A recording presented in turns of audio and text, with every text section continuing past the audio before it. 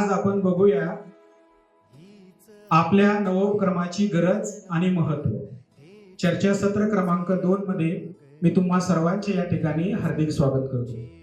आपला जो नवोपक्रम आहे मुक्त मंचाच्या माध्यमातून विद्यार्थ्याचा सर्वांगीण विकास किंवा विद्यार्थ्याचा बौद्धिक विकास करत असताना या उपक्रमाची आपल्याला नेमकी गरज का पडली याची कारणे मी तुम्हाला या ठिकाणी सांगतोय। बघा, सर्वात महत्त्वाचं कारण आहे विचार स्वातंत्र्य। मुक्त मंच विद्यार्थ्यांना त्यांचे विचार स्वतंत्रपणे मांडण्याची संधी देतो।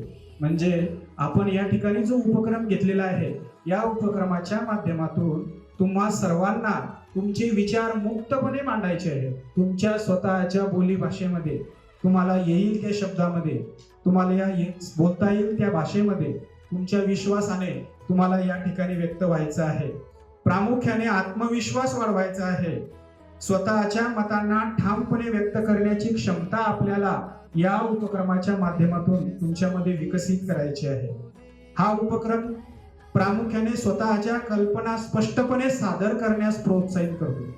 तुम्हा सर्वांना या ठिकाणी स्वतःच्या कल्पना या अतिशय चांगल्या प्रकारे कशा मांडता येईल, या वेगवेगळे विचार कसे मांडता येईल, हे सगळं आपल्याला या उपक्रमाच्या माध्यमातून या ठिकाणी शिकायचं आहे।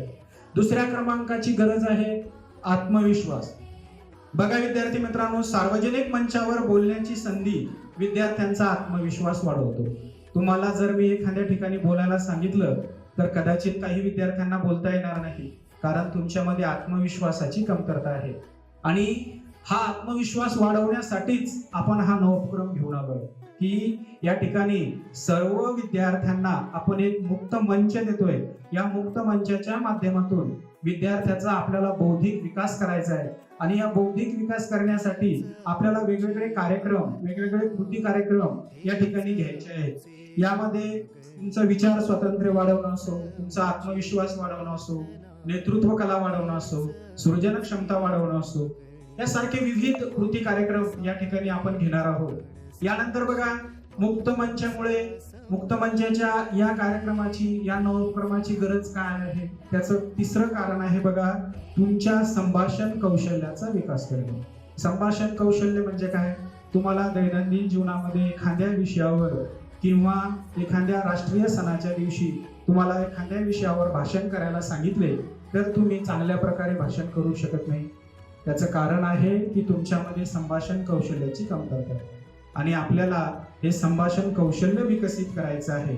वादविवाद, आता बघा मी तुम्हाला सांगितलं प्लॅस्टिक काळाची गरज, प्लॅस्टिक काळाची बंदी, मोबाईल शाबकी वरदान, विज्ञान शाबकी वरदान, असे जर विषय मी तुम्हाला बोलायला दिले तर तुम्हाला या विषयावर बोलता यायला हवं। या विषयाचे फायदे तोटे या ठिकाणी तुम्हाला सांगता यायला हवे। आपले विचार प्रभावीपणे मांडता यायला हवे।